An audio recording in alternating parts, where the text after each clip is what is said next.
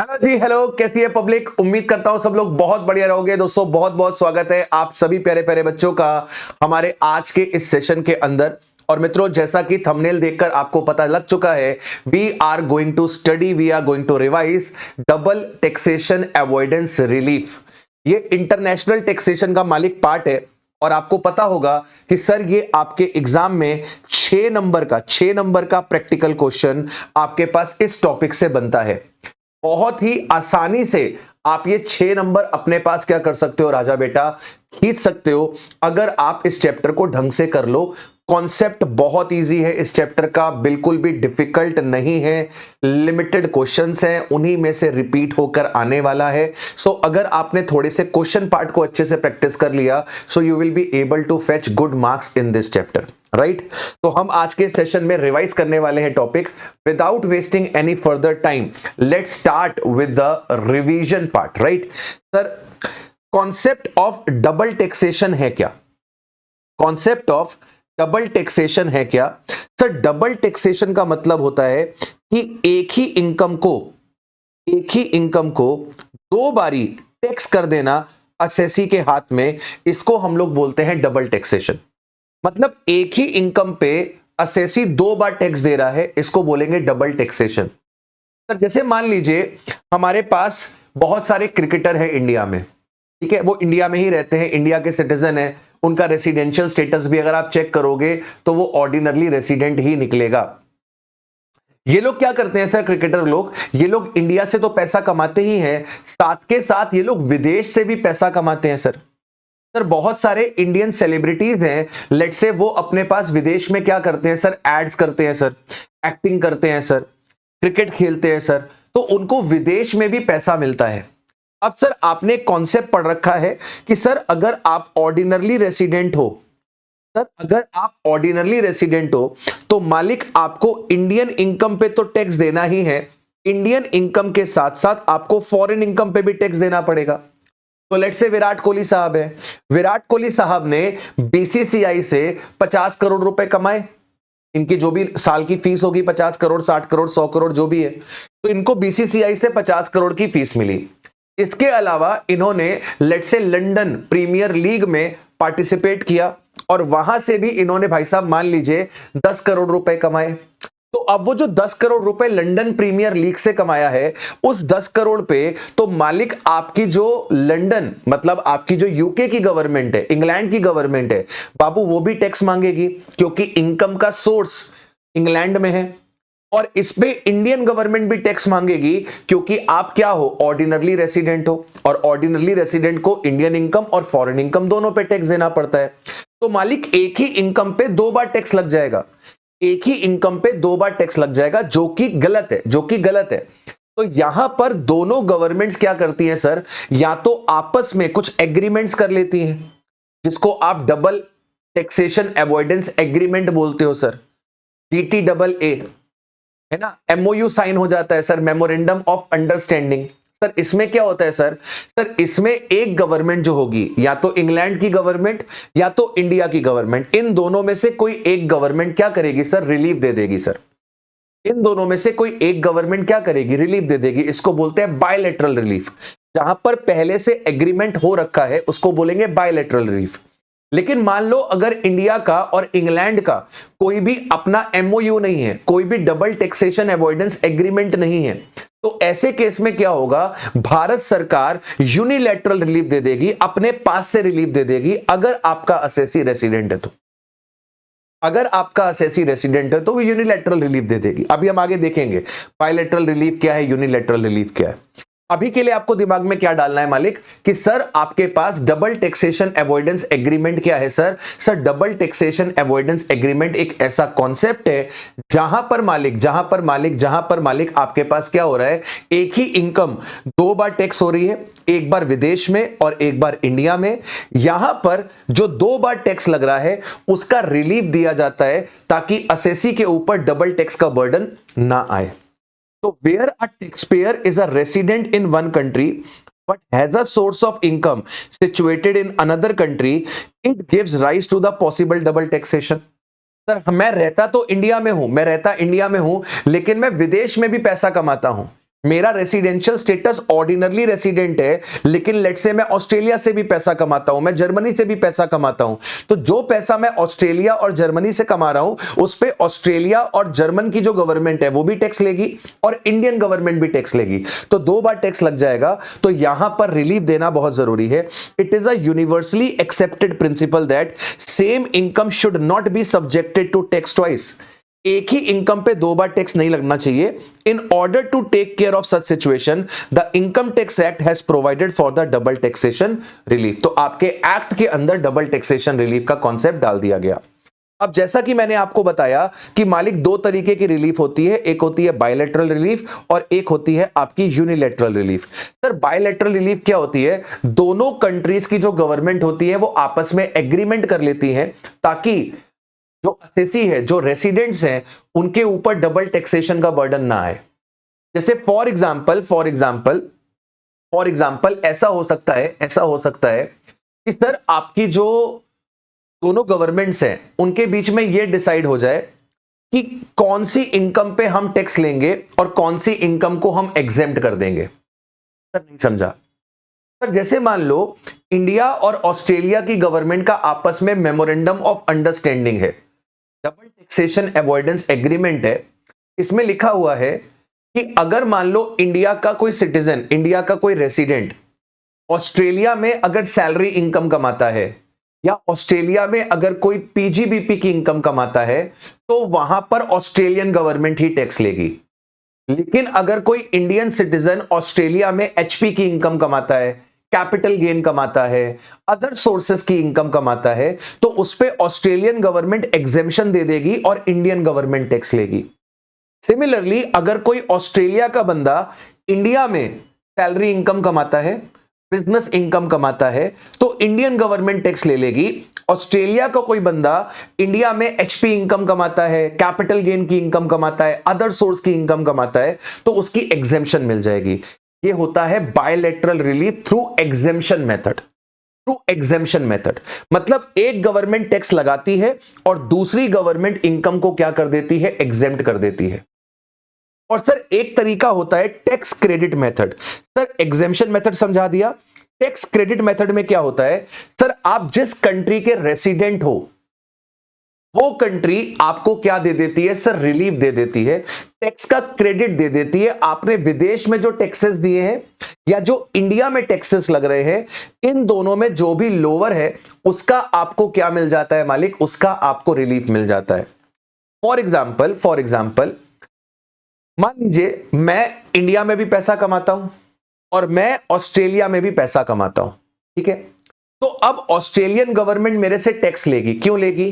क्योंकि सर मैंने ऑस्ट्रेलिया में पैसा कमाया है, इनकम मैंने अर्न कहां पे करी है, इनकम का सोर्स कहां पर है? ऑस्ट्रेलिया में है। तो ऑस्ट्रेलियन गवर्नमेंट मेरे से क्या करेगी? टैक्स लेगी। अब मैं रेसिडेंट कहां का हूं? मैं रेसिडेंट हूं इंडिया का। तो इंडियन गवर्नमेंट क्या करेगी? मेरी इंडियन इनकम और फॉरेन इनकम दोनों पे टैक्स निकालेगी। फिर मैंने जितना फॉरेन में टैक्स दिया है या जितना इंडिया में टैक्स लग रहा है, उनमें से जो भी लोअर है उसका मेरे को क्या दे देगी? सर क्रेडिट दे देगी। जो फॉरेन की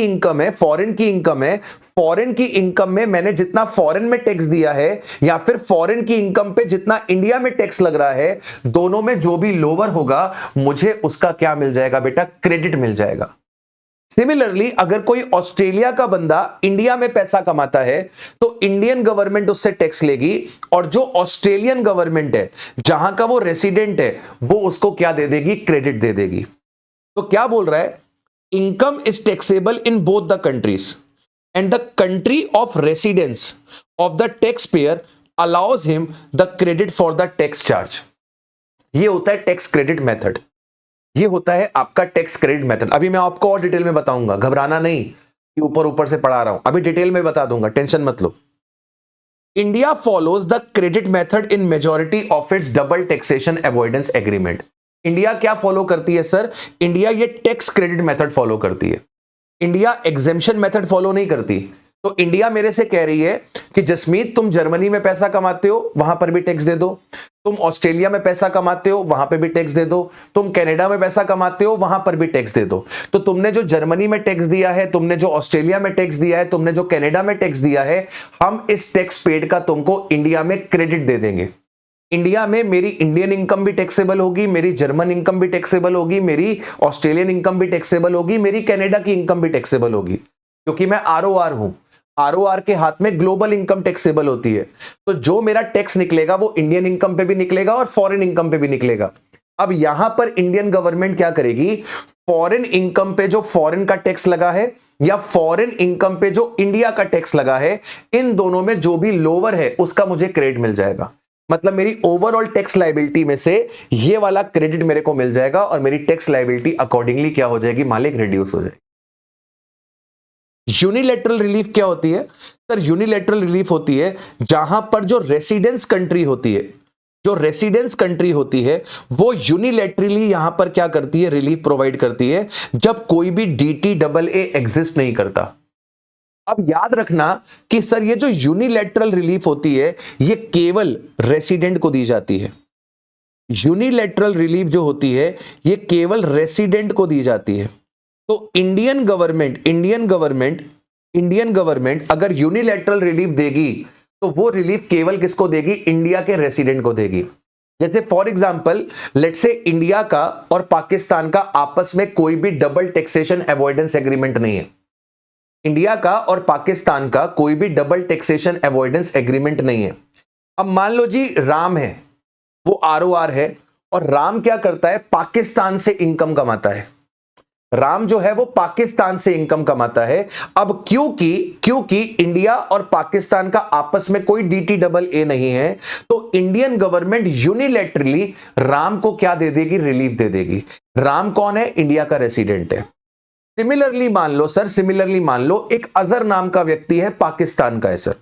वो अजहर नाम का व्यक्ति इंडिया में पैसा कमाता है सर, तो क्या उस पैसे पे भी इंडियन गवर्नमेंट रिलीफ देगी? सर नहीं देगी ना। अजहर जो है वो पाकिस्तान का रेसिडेंट है। अगर पाकिस्तान का रेसिडेंट इंडिया में आके पैसा कमाएगा तो सर इंडियन गवर्नमेंट उससे टैक्स लेगी, यहां पे इंडियन गवर्नमेंट उसको रिलीफ नहीं देगी। इंडिया का बंदा पाकिस्तान में पैसा कमाएगा, इंडियन रेसिडेंट पाकिस्तान में पैसा कमाएगा, तो यहां पर टैक्स रिलीफ इंडियन गवर्नमेंट देगी क्योंकि वो रेसिडेंट है हमारा। वहीं पे अजहर जो कि पाकिस्तान का रेसिडेंट है, अगर वो इंडिया में आके पैसा कमाएगा तो उसको यहां पर रिलीफ नहीं मिलेगी। अभी तक रिलीफ कैसे कैलकुलेट करते हैं मैंने आपको नहीं बताया। अभी बस मैंने आपको यह बताया रिलीफ कितने तरीके की होती है। डबल टैक्सेशन क्या होता है, एक बार वापस से रिपीट करते हैं। तो डबल टैक्सेशन क्या होता है, जब एक ही इनकम एक ही बंदे के हाथ में दो बार टैक्स्ड हो जाती है, एक बार आपकी रेसिडेंट कंट्री में और एक बार आपकी सोर्स कंट्री में।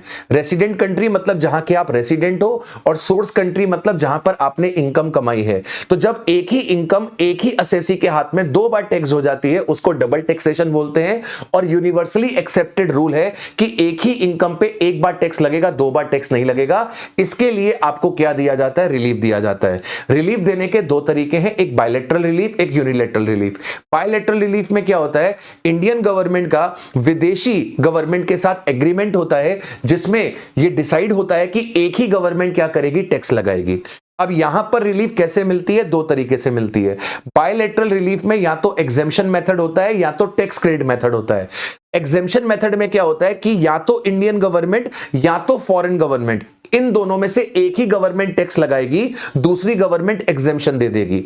और आपके टैक्स क्रेडिट मेथड में क्या होता है, इंडियन गवर्नमेंट भी टैक्स लगाएगी और फॉरेन गवर्नमेंट भी टैक्स लगाएगी। और इसमें इंडियन गवर्नमेंट क्या करेगी, अपने रेसिडेंट्स को रिलीफ दे देगी और फॉरेन गवर्नमेंट अपने रेसिडेंट्स को रिलीफ दे देगी। जो आपने टैक्स विदेश में पे करा है या फिर जितना फॉरेन इनकम पे टैक्स इंडिया में लग रहा है, इन दोनों में जो भी लोअर है उसका रिलीफ आपको यहां पर मिल जाएगा। सर यूनिलैटरल रिलीफ क्या होती है, जब सर कोई भी एग्रीमेंट नहीं होता इंडियन गवर्नमेंट का किसी विदेशी गवर्नमेंट के साथ, तो वहां पर इंडियन गवर्नमेंट अपने ही रेसिडेंट्स को विदेश में जो टैक्स लगा है या फिर इंडिया में जो फॉरेन इनकम पे टैक्स लगा है, दोनों में जो भी लोअर है उसकी यहां पर क्या कर देती है, उसकी यहां पर मालिक रिलीफ दे देती है। राइट, चलिए अब बात करते हैं सेक्शन नंबर 90 की।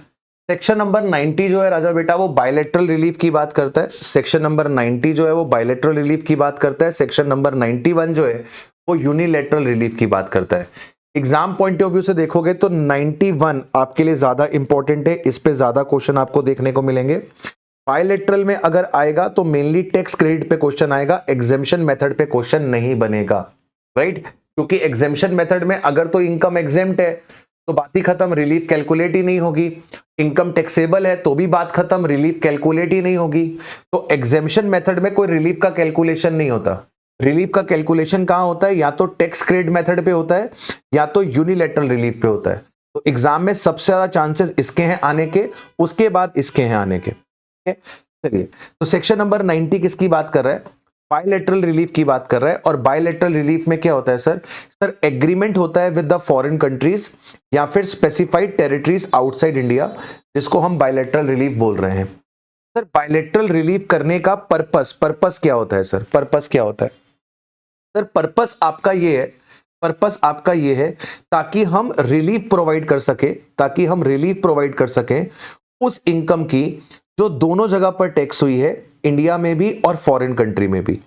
इसके साथ साथ हम हमारे जो इकोनॉमिक रिलेशंस हैं, जो ट्रेड है, जो इन्वेस्टमेंट है, उसे प्रमोट करना चाहते हैं। इसके अलावा डबल टैक्सेशन को ऑब्वियसली हमें अवॉइड करना है।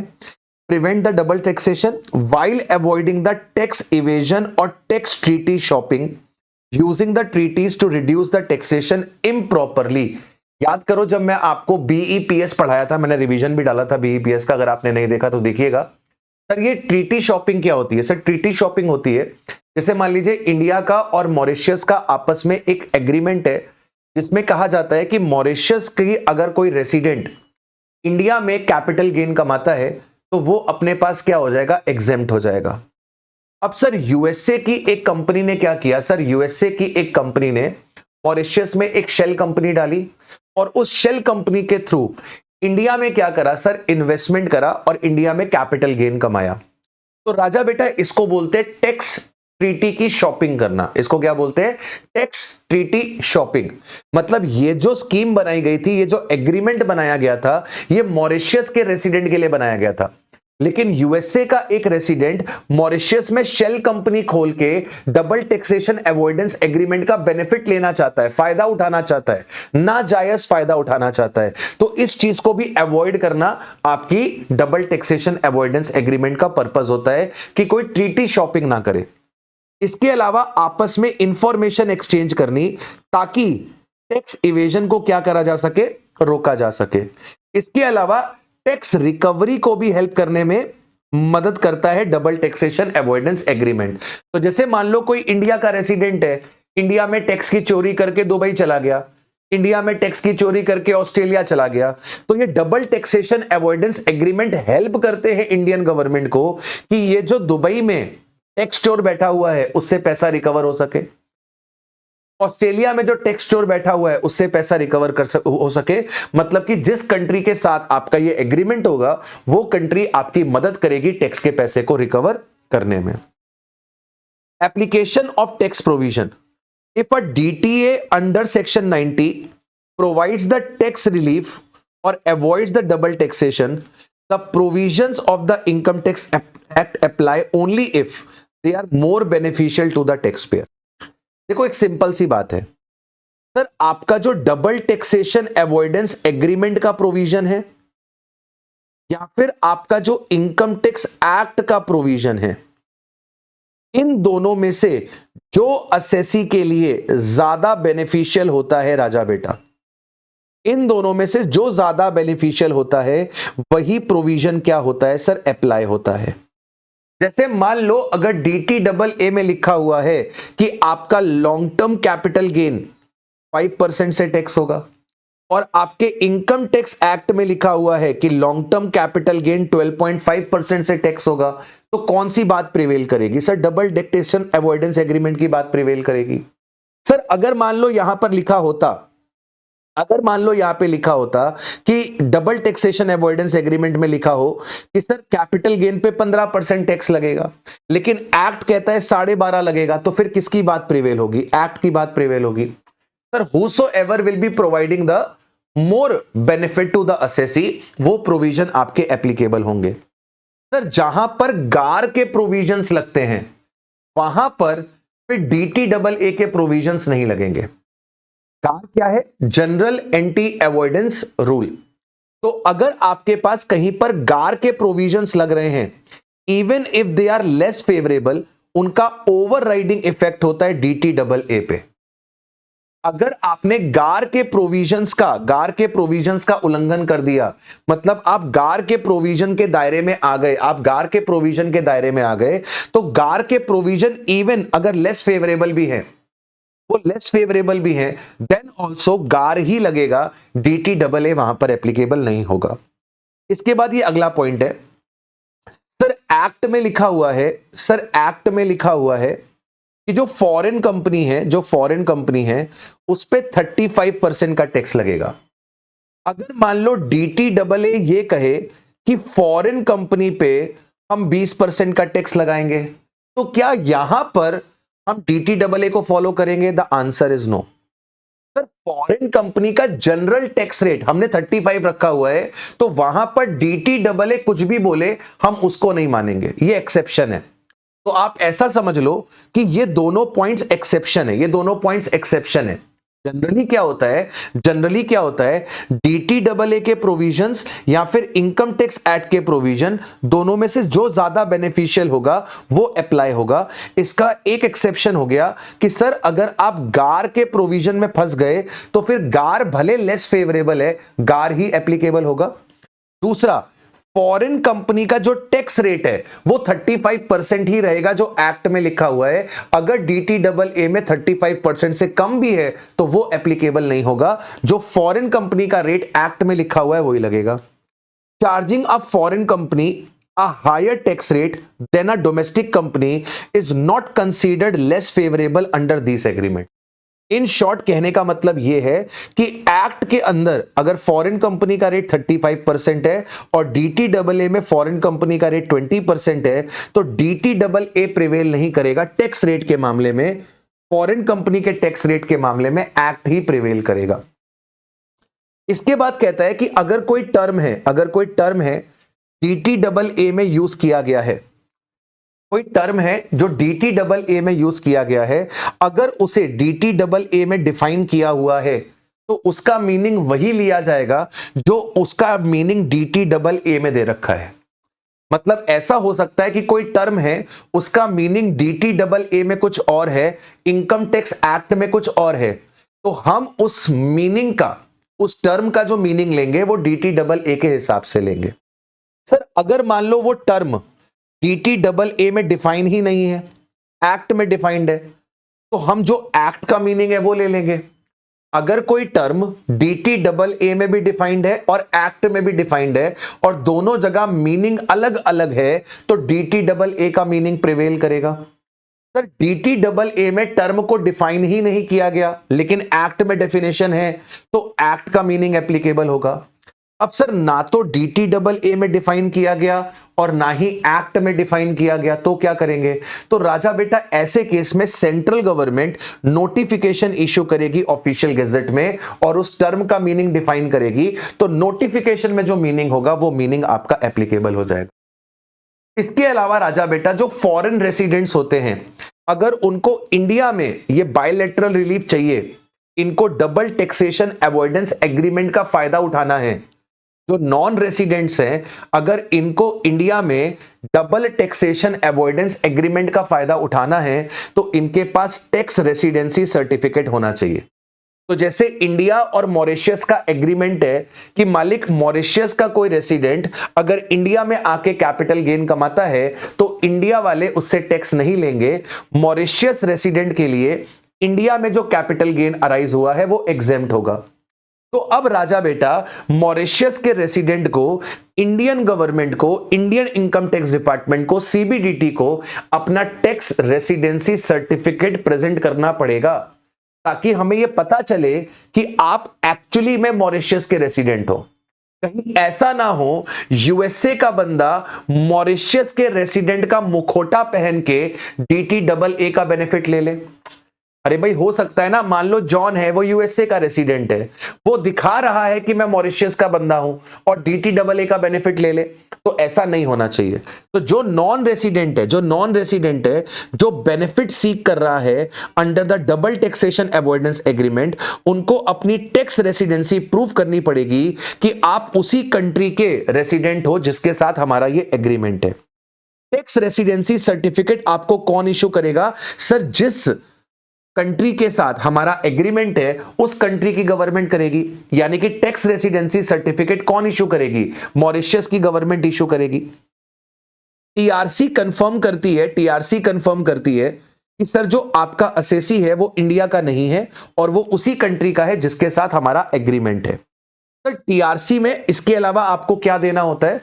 Along with the TRC assessee must provide अपना स्टेटस, कि असेसी इंडिविजुअल है, कंपनी है कि फर्म है। उसे अपनी नेशनैलिटी बतानी होती है कि वो कौन सी कंट्री का नेशनल है। अगर कंपनी है तो उसे बताना होता है कि कौन सी कंट्री में उसका इनकॉर्पोरेशन या फिर रजिस्ट्रेशन हुआ है। टैक्स आइडेंटिफिकेशन नंबर, जैसे इंडिया में PAN is the tax identification number, GSTIN is the tax identification number, वैसे ही विदेश में भी कोई टैक्स आइडेंटिफिकेशन नंबर होता होगा तो वो आपको यहां पर देना है। Period of residential status as per TRC, आपका रेसिडेंशियल स्टेटस क्या है? आप रेसिडेंट हो, नॉन रेसिडेंट हो, ऑर्डिनरली रेसिडेंट हो, नॉट ऑर्डिनरली रेसिडेंट हो। फॉरेन कंट्री में आपका एड्रेस क्या है जब आपका ये टैक्स रेसिडेंसी सर्टिफिकेट वैलिड है, right? The assessee must maintain the necessary document to support the provided information and submit them if requested by the income tax authority.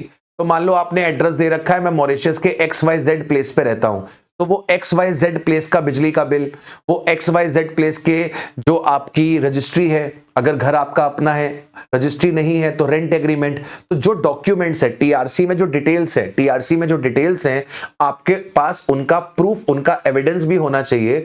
अगर जरूरत पड़ेगी तो इनकम टैक्स डिपार्टमेंट उनको आपसे मंगा सकता है। इसके बाद कहता है CBDT provides that a specific provision of the डीटीडबलए will prevail over the general provisions of the income tax, however where there is no specific provision in the treaty then the income tax act will apply. तो कह रहा है कि जो डीटीडबलए के provisions हैं वो इनकम टैक्स एक्ट को ओवरराइड करेंगे, लेकिन जहां पे डीटीडबलए साइलेंट है वहां पर फिर इनकम टैक्स एक्ट एप्लीकेबल होगा। In case of conflict between the provision of DTAA and the Act, provisions of DTAA would prevail over the Act to the extent they are more beneficial to the assessee. DTAA में और income tax act में अगर विरोधाभास है, conflict है, दोनों विपरीत बातें कर रहे हैं, तो हम किसकी बात मानेंगे? सर, जो भी असेसी के लिए ज्यादा बेनिफिशियल है। अगर डीटीडबलए के प्रोविजंस असेसी के लिए ज्यादा बेनिफिशियल है तो डीटीडबलए प्रिवेल करेगा, और अगर एक्ट के प्रोविजन ज्यादा बेनिफिशियल है तो एक्ट प्रिवेल कर जाएगा। इसके बाद कहता है if डीटीडबलए rates are applicable such डीटीडबलए rates are not increase by surcharge and cess. तो जैसे हम इनकम टैक्स कैलकुलेट करते हैं तो हम जनरल टैक्स रेट लगाते हैं, हम स्पेशल टैक्स रेट लगाते हैं, फिर इनकम अगर सर्टेन लिमिट से ज्यादा है तो हम सरचार्ज लगाते हैं, फिर 4% का सेस भी ऐड करते हैं। लेकिन जब डीटीडबलए के हिसाब से टैक्स निकाला जाएगा, डीटीडबलए के रेट्स यूज करे जाएंगे, तो वहां पर आपको सरचार्ज और सेस लगाने की जरूरत नहीं है। डीटीडबलए के जो रेट्स हैं वो फाइनल रेट्स हैं। ऐसा मान लो कि डीटीडबलए के अंदर जो रेट्स दिए होते हैं वो इंक्लूसिव ऑफ सरचार्ज और इंक्लूसिव ऑफ सेस दिए होते हैं। आपको अलग से सरचार्ज और सेस वहां पर ऐड करने की राजा बेटा जरूरत नहीं पड़ती है। चलिए बात करते हैं अब सेक्शन नंबर 91 की, यूनिलैटरल रिलीफ। ये यूनिलैटरल एग्रीमेंट नहीं है, जैसे यूनिलैटरल रिलीफ, ठीक है। यूनिलैटरल रिलीफ मतलब अगर इंडिया का किसी भी कंट्री के साथ कोई भी डीटीडबलए नहीं है, कोई भी एग्रीमेंट एग्जिस्ट नहीं करता, तो इंडियन गवर्नमेंट क्या करेगी? सर, जो इंडिया का रेसिडेंट है उसको मालिक यूनिलैटरल रिलीफ दे देगी। जैसे मान लो राम ने पाकिस्तान में इनकम अर्न करी, और पाकिस्तान का और इंडिया का आपस में कोई भी डबल टैक्सेशन अवॉइडेंस एग्रीमेंट नहीं है, तो राम ने जो पाकिस्तान में टैक्सेस पे करे हैं उन टैक्सेस का यहां पर क्रेडिट मिलता है। इसको बोलते हैं यूनिलैटरल रिलीफ। अब देखो कैसे मिलती है। कह रहा है unilateral relief for double taxation. Unilateral relief is available to an assessee under the following condition. Sir अगर फॉलोइंग कंडीशन सेटिस्फाई होंगी तभी यहां पर क्या होगा, यूनिलैटरल रिलीफ मिलेगी। यूनिलैटरल रिलीफ किसको मिलेगी? अगर आपका असेसी इंडिया का रेसिडेंट है। जैसा अभी थोड़ी देर पहले मैं आपको बोल रहा था कि मालिक राम जो है वो आरओआर है, वो इंडिया में भी पैसा कमाता है, पाकिस्तान में भी पैसा कमाता है, और पाकिस्तान और इंडिया का कोई भी आपस में DTAA नहीं है। तो राम ने जो पाकिस्तान में पैसा कमाया उस पे पाकिस्तान गवर्नमेंट भी टैक्स लेगी, और राम क्योंकि आरओआर है, ग्लोबल इनकम टैक्सेबल है, तो पाकिस्तान वाली इनकम इंडिया में भी टैक्स होगी। लेकिन इंडिया वाले क्या करेंगे, क्योंकि राम यहां पे रेसिडेंट है, तो इंडिया वाले सेक्शन नंबर 91 में यूनिलैटरल रिलीफ उसको प्रोवाइड कर देंगे। सर उसी तरीके से एक अजहर व्यक्ति है, अजहर व्यक्ति पाकिस्तान का रेसिडेंट है, वो पाकिस्तान में भी पैसा कमाता है और वो इंडिया में भी पैसा कमाता है, तो क्या इंडियन गवर्नमेंट अजहर को रिलीफ देगी? नहीं देगी, क्योंकि अजहर जो है वो इंडिया का रेसिडेंट नहीं है। उसको यूनिलैटरल रिलीफ पाकिस्तान देगी अगर देना चाहेगी तो। ठीक है, तो असेसी क्या होना चाहिए? रेसिडेंट होना चाहिए इंडिया में। उस असेसी ने इंडिया के बाहर इनकम कमाई होनी चाहिए। वो इनकम इंडिया के बाहर क्या हुई होनी चाहिए? टैक्स हुई होनी चाहिए, मतलब विदेश में आपने उसके ऊपर टैक्स दिया होना चाहिए। The income has been taxed in the foreign country in the assessee's head, the assessee has paid the tax on that income in the foreign country. तो आपने फॉरेन कंट्री पे उस पे टैक्स दे रखा है, और सर कोई भी double taxation avoidance agreement exist नहीं करता है between the India and the foreign country. अगर आप ये सारी कंडीशंस पूरी कर दो, असेसी आपका रेसिडेंट है, असेसी ने इनकम कमाई है इंडिया के बाहर, इंडिया के बाहर वो इनकम टैक्सेबल है, इंडिया के बाहर असेसी ने टैक्स पे कर रखा है, और उस कंट्री के साथ इंडिया का DTAA नहीं है, तो ऐसे केस में आपको यहां पर क्या मिल जाएगी मालिक? ऐसे केस में आपको यहां पर रिलीफ जो है वो ग्रांट कर दी जाएगी। सर रिलीफ कितनी मिलेगी? रिलीफ कितनी मिलेगी? तो असेसी अपनी इंडियन टैक्स लायबिलिटी में से, असेसी अपनी इंडियन टैक्स लायबिलिटी में से क्या माइनस कर सकता है? जो एवरेज इंडियन टैक्स रेट के हिसाब से टैक्स आ रहा है, या फिर जो एवरेज फॉरेन कंट्री के टैक्स रेट के हिसाब से टैक्स आ रहा है, दोनों में जो भी लोअर है उसका यहां पे डिडक्शन मिलेगा। क्या बोला मैंने? इंडिया का जो टैक्स निकल रहा है फॉरेन इनकम पे, इंडिया का जो टैक्स निकल रहा है फॉरेन इनकम पे, और फॉरेन कंपनी का जो टैक्स निकल रहा है, फॉरेन कंट्री का जो टैक्स निकल रहा है फॉरेन इनकम पे, दोनों में जो भी लोअर होगा उसका डिडक्शन मिलेगा। अब जरा ध्यान से देखना, यहां पर बेसिकली आपको अमाउंट नहीं देखनी, आपको टैक्स का रेट देखना है। आपको अमाउंट नहीं देखनी, आपको टैक्स का रेट देखना है। एवरेज इंडियन टैक्स रेट या फिर एवरेज फॉरेन कंट्री का टैक्स रेट, इन दोनों में जो भी आपका लोअर रेट होगा, इन दोनों में जो भी आपका लोअर रेट होगा, वो लोअर रेट का मल्टीप्लाई आपकी डबली टैक्स्ड इनकम से होगा, उसका मल्टीप्लाई आपका डबली टैक्स्ड इनकम से होगा, और यहां पर आपके पास क्या निकलेगी? यहां पर आपके पास रिलीफ निकलेगी। सर एक क्वेश्चन करा देते तो ज्यादा बेहतर होता सर। लो बेटा, तुमने बोला, मैंने करा दिया। लो एग्जाम्पल देखो, एग्जाम्पल देखो। मिस्टर जे जो है वो अपने पास क्या है? आरओआर है, मतलब ऑर्डिनरी रेसिडेंट है, इनकी ग्लोबल इनकम टैक्सेबल होगी। इन्होंने इनकम कमाई है इंडिया में 5 लाख रुपीस की, इन्होंने इनकम कमाई है नेपाल में 6 लाख रुपीस की, और नेपाल के साथ हमारा कोई भी DTAA नहीं है। इन्होंने इस 6 लाख रुपए की इनकम पे नेपाल में कितने टैक्सेस दिए हैं? इन्होंने नेपाल में टैक्सेस दिए हैं 72,000 रुपीस के। आपको कैलकुलेट करना है कितना टैक्स पेबल आएगा इंडिया में। इग्नोर करना है सेक्शन 115BAC, मतलब कि आपके असेसी ने न्यू रिजीम ऑप्ट नहीं करी है, ओल्ड रिजीम ऑप्ट करी है। अब क्योंकि आप ऑर्डिनरी रेसिडेंट हो तो आपकी इंडियन इनकम भी टैक्सेबल होगी, फॉरेन इनकम भी टैक्सेबल होगी। तो आपकी जब टोटल इनकम निकाली जाएगी तो इसमें इंडियन इनकम भी आएगी, फॉरेन इनकम भी आएगी, दोनों मिलाकर आपका GTI 11 लाख का आ जाएगा। आपके पास कोई भी डिडक्शन यहां पर नहीं है, आपकी टोटल इनकम 11 लाख रुपए की आ जाएगी। 11 लाख पे आप टैक्स निकालोगे तो पहले 10 लाख पे 1,12,500 आएगा, बैलेंस के 1 लाख पे 30% के हिसाब से 30,000 आएगा। टोटल आपका जो टैक्स आएगा वो 142,500 आएगा, इसमें 4% का सेस ऐड हो जाएगा, तो 148,200 की आपके पास टैक्स लायबिलिटी आ जाएगी। अब आपको क्या करना है सर, ये जो 148,200 का टैक्स आया है, ये जो 148,200 का जो टैक्स आया है, इसमें आपको फाइंड करना पड़ेगा कि एवरेज टैक्स रेट कितना है इन इंडिया। आपको फाइंड करना पड़ेगा एवरेज टैक्स रेट कितना है इन इंडिया। कैसे निकालोगे? जितना भी टैक्स आ रहा है आपका इन इंडिया, इसको डिवाइड करा दो, जो भी आपकी टोटल इनकम है इन इंडिया, इसका मल्टीप्लाई 100 से करा दो, तो आपके पास 148,200 का टैक्स आ रहा है।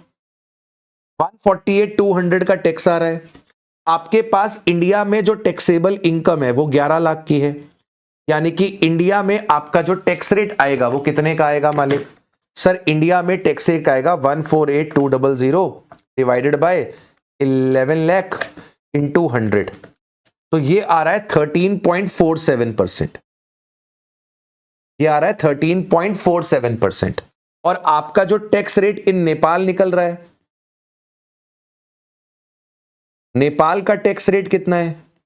सर नेपाल का जो टैक्स रेट आ रहा है वो कितने का आ रहा है? सर नेपाल में आपने 72,000 का टैक्स दिया है 6 लाख की इनकम पे। नेपाल में आपने 72,000 का टैक्स दिया है 6 लाख की इनकम पे, तो 72,000 डिवाइड बाय 6 लाख इंटू 100, तो ये आपका 12% आएगा। अब इन दोनों में जो लोअर है, इन दोनों में जो लोअर है उसका आपको रिलीफ मिलेगा। तो लोअर कितना है सर? सर लोअर आपके पास निकल कर आ रहा है 12%। तो अब जब आपकी रिलीफ निकाली जाएगी बेटा, जब आपकी रिलीफ निकाली जाएगी तो रिलीफ कैसे निकलेगी? जो भी आपकी डबली टैक्स्ड इनकम है, जो भी आपकी डबली टैक्स्ड इनकम है उसका मल्टीप्लाई किससे करेंगे? उसका मल्टीप्लाई 12% से करेंगे। डबली टैक्स्ड इनकम कौन सी है? सर नेपाल वाली जो विदेश में कमाई थी 6 लाख। 6 लाख का मल्टीप्लाइड बाय 12% से करोगे तो आपको जो रिलीफ मिलेगी वो कितने की मिलेगी? 72,000। आपको जो रिलीफ मिलेगी वो कितने की मिलेगी? 72,000 रुपये। ठीक है, तो ये आपका रिलीफ हो जाएगा, ये आपका रिलीफ हो जाएगा। आपने इंडिया में एवरेज टैक्स रेट निकाला, आपने नेपाल का टैक्स रेट निकाला, दोनों में जो भी लोअर है वो आइडेंटिफाई कर लिया, उस लोअर का डबल टैक्सी जो डबल टैक्स इनकम है उसके साथ मल्टीप्लाई कर दिया, आपके पास क्या आ जाएगा? आपके पास निकल कर आ जाएगा, आपके पास निकल कर आ जाएगा व्हाट? आपके पास आ जाएगा। अब सपोज करो इन अबव एग्जांपल, सपोज करो इन अबव एग्जांपल आपकी जो नेपाल की इनकम थी वो रॉयल्टी इनकम थी फ्रॉम पेटेंट्स। तो जब आप रॉयल्टी इनकम कमाते हो पेटेंट से तो आपको डिडक्शन मिलती है, आपको डिडक्शन मिलती है अंडर सेक्शन 80 आरआरबी, जितना आपका रॉयल्टी है या फिर 3 लाख रुपए विच एवर इज लोअर, आपको 80 आरआरबी का डिडक्शन मिलता है। तो इंडियन इनकम आपने कमाई थी 5 लाख, नेपाल में इनकम कमाई थी 6 लाख, जीटीआई आ गया 11 लाख, आपको 80 आरआरबी में डिडक्शन मिलेगा, जितनी रॉयल्टी इनकम है या फिर 3 lakh which ever is lower, 3 lakh आपका आएगा, आपका टोटल इनकम 8 लाख का आ गया, आपका टोटल इनकम 8 लाख रुपए का आ गया। अब आपने इस 8 लाख पे टैक्स निकाला तो पहले 5 लाख पे 12,500 आएगा, बचे हुए 3 लाख पे 20% आएगा, टोटल 72,500 आया, 4% का सेस लगाया, आपकी टैक्स लायबिलिटी 75,400 की आ गई। अब आपको क्या करना है? एवरेज इंडियन टैक्स रेट निकालना है। तो एवरेज इंडियन टैक्स रेट कैसे निकालोगे? 74,500 आपका टैक्स आया है, 8 लाख रुपए की इनकम पे आया है, तो 74,500 डिवाइड बाय 8 लाख, आपका इंडिया का टैक्स रेट आ रहा है 9.425%। नेपाल में कितना टैक्स लग रहा है? नेपाल में 72,000 का टैक्स लग रहा है 6 लाख पे, तो नेपाल का 12% आ रहा है। अब इन दोनों में लोअर कितना है? सर इन दोनों में लोअर है 9.425, तो 9.425% का 9.425% का आपको रिलीफ मिलेगा। डबली टैक्स्ड इनकम कितने की है? 6 लाख रुपए की डबली टैक्स्ड इनकम है। डबली टैक्स्ड इनकम पे इंडिया का टैक्स रेट क्योंकि वो लोअर है वो मल्टीप्लाई कर दीजिए, ये आपके पास रिलीफ आ जाएगी अंडर सेक्शन 91। तो ये रिलीफ आप यहां पर क्लेम करेंगे। रिलीफ क्लेम करने के बाद this is your tax life. याद रहे आपके पास एग्जाम में जब क्वेश्चन आएगा डबल टैक्सेशन रिलीफ का तो 99% चांसेस हैं कि वो यूनिलैटरल रिलीफ पे ही आएगा और उसमें आपसे इंडिविजुअल के ही क्वेश्चन पूछे जाएंगे, उसमें आपसे इंडिविजुअल के ही क्वेश्चन पूछे जाएंगे। ठीक है, कुछ स्पेशल पॉइंट्स जो आपको याद रखने हैं। अगर मान लो आपको इनकम एक से ज्यादा फॉरेन कंट्री की गिवन है तो आप क्या करोगे? अगर आपके पास एक से ज्यादा फॉरेन कंट्री की इनकम गिवन है तो आप क्या करोगे? तो ऐसे केस में आपको रिलीफ जो कैलकुलेट करनी है वो सेपरेटली कैलकुलेट करनी है फॉर ईच फॉरेन कंट्री की इनकम। दैट इज आपको कैलकुलेट करना पड़ेगा foreign tax rate and doubly taxed income separately. मतलब अगर मान लो आपने दो विदेशी इनकम कमाई, लेट्स से आपने ऑस्ट्रेलिया में इनकम कमाई और आपने जर्मनी में इनकम कमाई, तो आपका जो रिलीफ निकलेगा वो ऑस्ट्रेलिया के लिए अलग निकलेगा और जर्मनी के लिए अलग निकलेगा। मतलब ऑस्ट्रेलिया का एवरेज टैक्स रेट अलग निकालो, जर्मनी का एवरेज टैक्स रेट अलग निकालो और इंडिया का एवरेज टैक्स रेट अलग निकालो। तो जर्मनी में जो आपने टैक्स दिया है उसकी रिलीफ के लिए क्या होगा? इंडिया का टैक्स रेट और जर्मनी का tax rate which ever is lower उसका रिलीफ मिलेगा। और ऑस्ट्रेलिया में जो आपने फॉरेन टैक्स दिया है उसकी रिलीफ कैसे मिलेगी? इंडिया का टैक्स रेट और फॉरेन का tax rate which ever is lower. देखिए क्या बोल रहा है, जैसे मान लीजिए मिस्टर जे ROR है, इन्होंने इंडिया में 7 लाख रुपए कमाए हैं, नेपाल में 5 लाख रुपए कमाए हैं और इस 5 लाख पे 60,000 का टैक्स लगा है, श्रीलंका में 4 लाख रुपए कमाए हैं और इस पे 40,000 का टैक्स लगा है। तो 3 जगह से पैसा कमाया है, इंडिया से, नेपाल से और श्रीलंका से। क्वेश्चन कह रहा है कि सर मान लो नेपाल और श्रीलंका के साथ हमारा कोई भी डबल टैक्सेशन अवॉइडेंस एग्रीमेंट नहीं है, आपको टैक्स पेबल निकालना है, इग्नोर करना है सेक्शन 115 BAC, यानी कि आपको ओल्ड रिजीम से क्वेश्चन को क्या करना है? सॉल्व करके चलना है। तो सबसे पहला काम, क्योंकि आप ROR हो तो आपकी मालिक इंडियन इनकम भी टैक्सेबल होगी, नेपाल वाली इनकम भी टैक्सेबल होगी, श्रीलंका वाली इनकम भी टैक्स। तो आपकी टोटल इनकम इन इंडिया कितने की हो जाएगी? 7 + 5 12, 12 + 4 16। तो आपकी इंडिया में इनकम आ जाएगी, जो इंडिया में इनकम आएगी, टोटल इनकम आएगी वो 16 लाख की आएगी। इस 16 लाख में इंडियन इनकम भी है एंड इसके अंदर फॉरेन इनकम भी है। अब आप इस 16 लाख पे मालिक, इस 16 लाख पे मालिक आप क्या करोगे? टैक्स निकालोगे।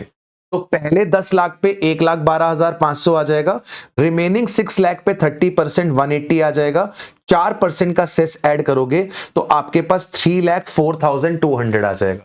तो आपका इंडिया में टैक्स कितना बन रहा है? 3,04,200।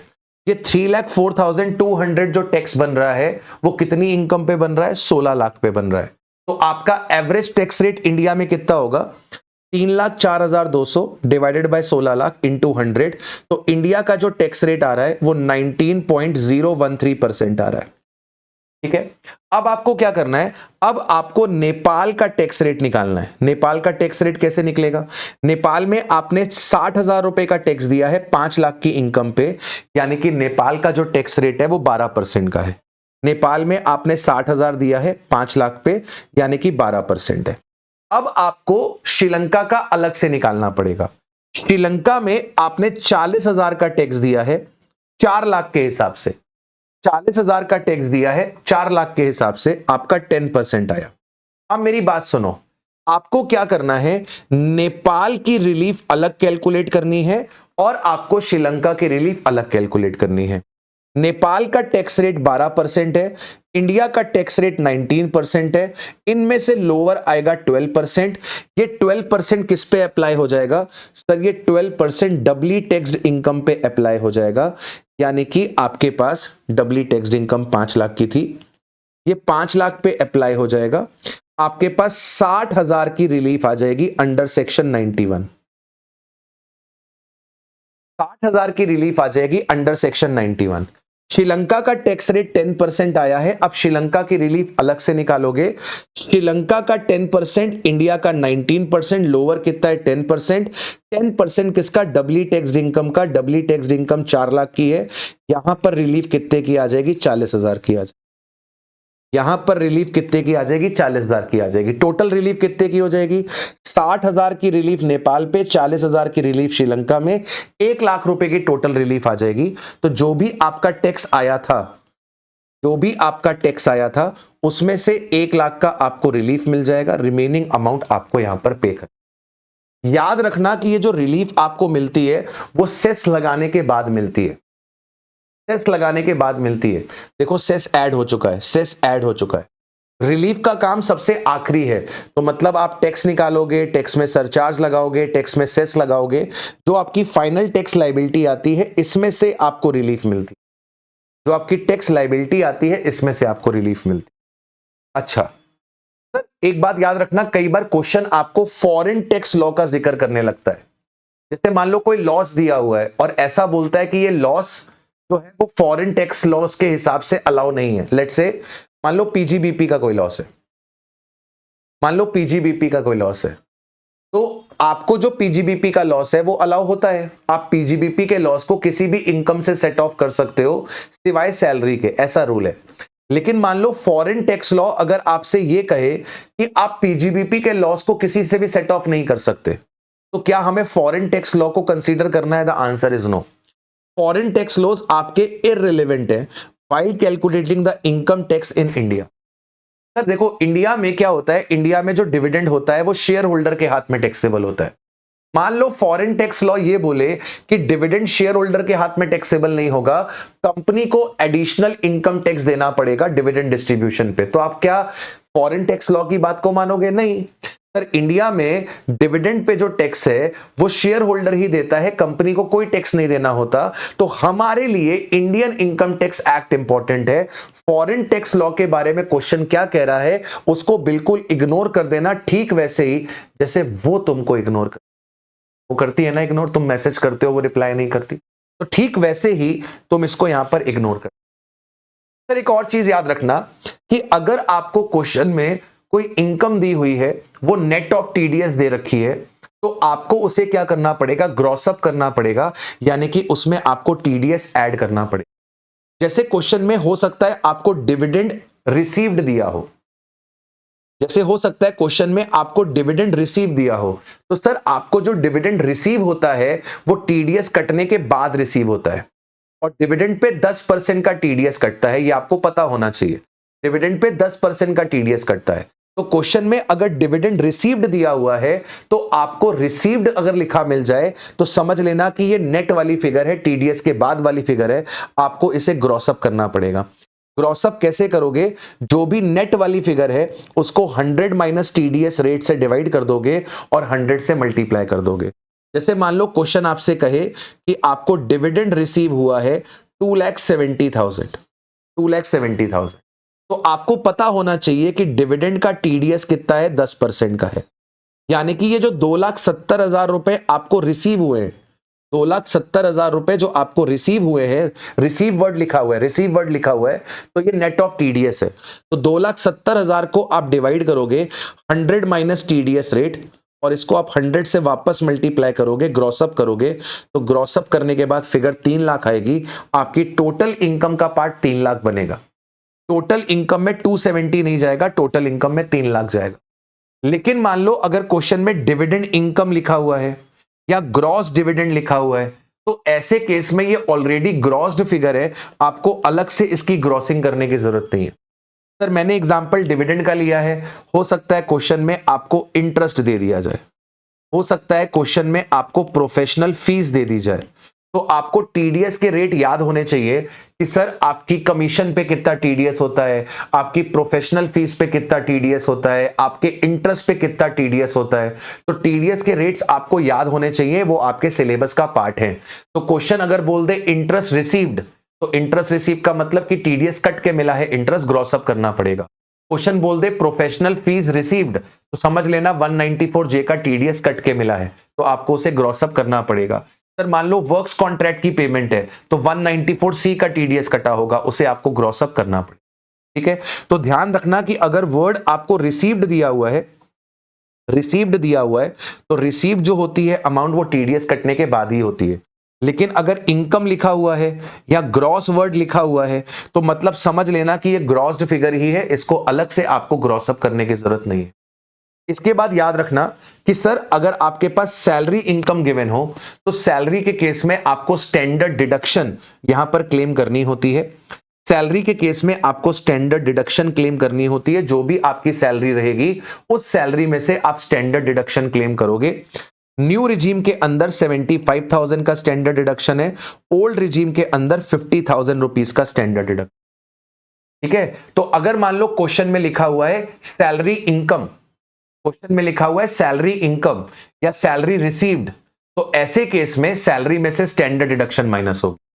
सिमिलरली अगर क्वेश्चन में लिखा हुआ है रेंट रिसीव्ड या फिर क्वेश्चन में लिखा हुआ है आपका एनएवी, तो ऐसे केस में आपको एचपी इनकम का 30% का स्टैंडर्ड डिडक्शन लेना पड़ेगा। तो क्वेश्चन में अगर मान लो आपको बेसिक सैलरी दी गई है, ग्रॉस सैलरी दी गई है, सैलरी रिसीव्ड दिया हुआ है, पेंशन दिया हुआ है, रेंट रिसीव दिया हुआ है, क्रॉस रेंट दिया हुआ है, या आपको एनएवी दिया हुआ है, तो ऐसे केस में रेंट के मामले में 30% का स्टैंडर्ड डिडक्शन ले लेना, और सैलरी के मामले में आप 75,000 न्यू रिजीम में, 50,000 ओल्ड रिजीम में डिडक्शन ले।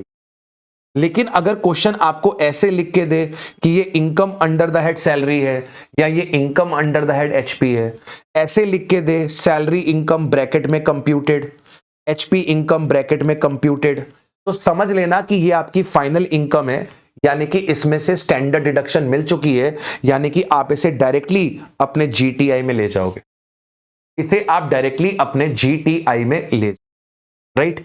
अब एक लास्ट चीज इसके अंदर रहती है सर, अगर मान लो क्वेश्चन में आपको जो फॉरेन इनकम है वो फॉरेन करेंसी में दी हुई है, तो उस केस में क्या करोगे? अगर आपको इनकम गिवन है क्वेश्चन में फॉरेन करेंसी में, तो आपको उसे कन्वर्ट करना पड़ेगा into Indian rupee as follows. अगर क्वेश्चन में आपको सिंगल कन्वर्जन रेट दिया हुआ है तो उसी रेट से कन्वर्ट कर देना। जैसे मान लो क्वेश्चन में आपके पास यूएसए की इनकम है और यूएसए का $1 बता रखा है 80 रुपए का है, इसके अलावा और कुछ नहीं बता रखा, मतलब यूएसए का $1 का एक ही रेट दे रखा है 80 रुपीज, सिंगल रेट गिवन है, तो आप उसी रेट से इनकम को क्या करोगे सर? आप उसी रेट से इनकम को मल्टीप्लाई कर दोगे इंडियन रुपीज में कन्वर्ट करने के लिए, लेकिन अगर आपको मल्टीपल कन्वर्जन रेट दिए हुए हैं, अलग अलग डेट के अलग अलग कन्वर्जन रेट दिए हुए हैं, आपको ओपनिंग का कन्वर्जन रेट दे रखा है, आपको ईयर एंड का कन्वर्जन रेट दे रखा है, तो ऐसे केस में क्या करोगे?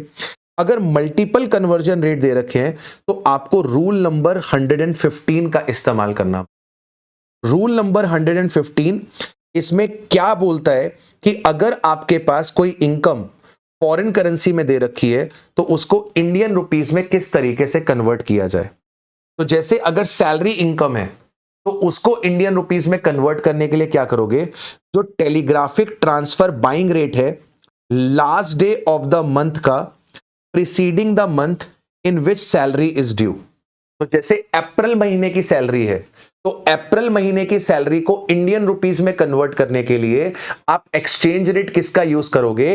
अप्रैल से प्रीसीडिंग मंथ मतलब मार्च का लास्ट डे यानी कि 31 मार्च, तो पिछले महीने की जो लास्ट डेट है उसका टीटीबीआर यूज करोगे। तो अप्रैल के लिए 31 मार्च, मई के लिए 30 अप्रैल, जून के लिए 31 मई, जुलाई के लिए 30 जून, अगस्त के लिए 31 जुलाई, तो पिछले महीने का लास्ट डेट का जो टीटीबीआर है, ये याद करना पड़ेगा कि सैलरी इनकम के लिए आपको टीटीबीआर यूज करना है पिछले महीने के लास्ट डेट का। इंटरेस्ट ऑन सिक्योरिटीज है तो इसमें भी सेम कॉन्सेप्ट चलेगा, जो टीटीबीआर है वो आपको लेना पड़ेगा last day of the month preceding the month in which the interest is due. तो लेट्स से इंटरेस्ट आपका ड्यू होता है 30 सितंबर को, तो आपको टीटीबीआर कौन सा उठाना पड़ेगा? जिस महीने में इंटरेस्ट ड्यू हुआ है उसका प्रीसीडिंग मंथ, तो सितंबर का प्रीसीडिंग मंथ अगस्त का लास्ट डेट यानी कि 31 अगस्त। तो अगर 30 सितंबर को इंटरेस्ट ड्यू हुआ है तो आपको टीटीबीआर यूज करना है 31 अगस्त का। अगर आपका डिविडेंड है तो अगेन आपका सेम कॉन्सेप्ट, जिस महीने में आपका डिविडेंड डिक्लेयर किया गया है, डिस्ट्रीब्यूट करा गया है, पे करा गया है, उसके प्रीसीडिंग मंथ का लास्ट डेट का टीटीबीआर। अगर आपका शिपिंग बिजनेस है तो जिस महीने आपको इनकम अराइज हुई है उसके प्रीसीडिंग मंथ का जो लास्ट डेट है उसका टीटीबीआर। तो अगर आप ध्यान से देखो तो सब में एक ही कॉन्सेप्ट चल रहा है, सैलरी इनकम जिस महीने में ड्यू हुई उसके प्रीसीडिंग मंथ का लास्ट डे का टीटीबीआर, इंटरेस्ट ऑन सिक्योरिटी जिस महीने में ड्यू हुआ प्रीसीडिंग मंथ का लास्ट डे का टीटीबीआर। डिविडेंड जिस महीने में ड्यू हुआ, डिक्लेयर हुआ, रिसीव हुआ, प्रीसीडिंग मंथ के लास्ट डे का टीटीबीआर। शिपिंग इनकम जिस महीने अराइज हुई उसके प्रीसीडिंग मंथ के लास्ट डे का टीटीबीआर। कैपिटल गेन जिस महीने में कैपिटल गेन हुआ उसके प्रीसीडिंग मंथ के लास्ट डे का टीटीबीआर। अगर आपके पास एचपी की इनकम है, पीजीबीपी इनकम है, अदर इनकम है, तो उस केस में आपको टीटीबीआर लेना है last day of the previous year of the assess, यानी कि 31 मार्च ऑफ द प्रीवियस ईयर। सब में आपको क्या लेना है? टीटीबीआर लेना है। कन्वर्जन के लिए आपको हमेशा क्या लेना है? टीटीबीआर लेना है, टीटीबीआर लेना है, टीटीबीआर लेना है। तो HP income, PGBP income, other income, इनके लिए साल के लास्ट डेट का टीटीबीआर लिया जाएगा। ये चार इनकम के लिए, ये चार इनकम के लिए, सैलरी के लिए, इंटरेस्ट ऑन सिक्योरिटी के लिए, डिविडेंड के लिए, शिपिंग बिजनेस के लिए, ये चार इनकम के लिए प्रीसीडिंग मंथ का जो लास्ट डे का टीटीबीआर है वो यहां पर आपको कंसीडर करके चलना है। ये आपको यहां पर कंसीडर करके चलना है, ठीक है। ये तो इनकम का रूल हो गया। ये तो कन्वर्जन मैंने आपको किसका बताया? इनकम का कन्वर्जन बताया, इनकम का कन्वर्जन बताया। सर अगर इनकम के साथ टैक्स की इंफॉर्मेशन भी दे रखी है, इनकम के साथ अगर टैक्स की इंफॉर्मेशन भी दे रखी है, जैसे मान लो मेरी सैलरी इनकम है $10,000 और $10,000 पे 10% का टीडीएस कटा हुआ है, लेट्स से $1,000 का, तो वो $1,000 का जो मैंने फॉरेन में टैक्स पे करा है, जो मैंने फॉरेन करेंसी में टैक्स पे करा है, उसे कन्वर्ट करना होता है इंडियन रुपीज में, और इसके लिए रूल लगता है 128। ये 128 रूल क्या कहता है कि आपको टीटीबीआर यूज करना है last day of the preceding month in which the tax is paid और डिडक्टेड। क्या बोल रहा है? अगर आपका फॉरेन में टैक्स कटा है, अगर आपका फॉरेन में टैक्स कटा है या आपने फॉरेन में टैक्स पे करा है, तो फॉरेन में जो आपने टैक्स पे करा है उसको इंडियन रुपी में कन्वर्ट करने के लिए रूल नंबर 128 लगता है। इनकम को इंडियन रुपी में कन्वर्ट करने के लिए रूल नंबर 115 लगता है। टैक्स को इंडियन रुपी में कन्वर्ट करने के लिए रूल नंबर 128 लगता है। रूल नंबर 128 क्या कहता है?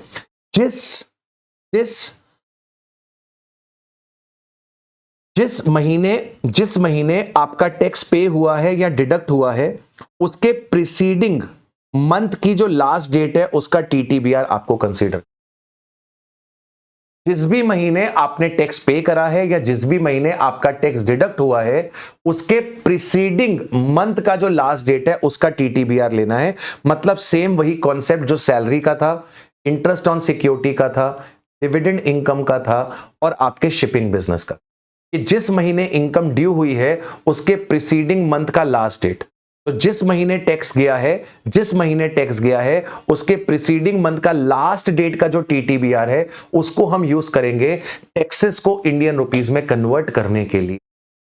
तो मालिक, इसी के साथ आप लोगों का डबल टैक्सेशन रिलीफ वाले हमने सारे प्रोविजंस रिवाइज कर लिए हैं। एक बार आप भी पूरा वीडियो दोबारा से देखना और जो प्रैक्टिकल क्वेश्चंस है वो करने स्टार्ट करना। You will be feeling confident. I hope, I'm sure. All the very best to each and every one of you. See you guys very soon in the next video. Till then, take care of yourself. Bye-bye. Have a nice day.